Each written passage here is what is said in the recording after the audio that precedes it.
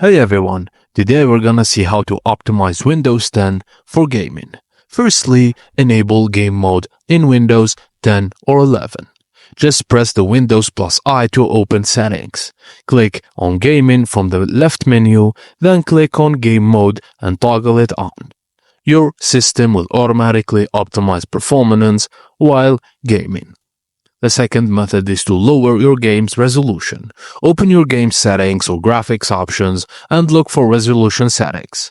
Reduce it step by step and test the performance. Lowering from 1080p to 900p can increase FPS by 30%, while 720p may double FPS in demanding games.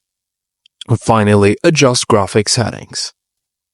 Many games allow you to tweak settings like shadows, anti-aliasing, and texture quality. Lowering these can significantly boost FPS without sacrificing too much visual quality. And that's it, guys. Thank you for watching, and please don't forget to like and subscribe for more.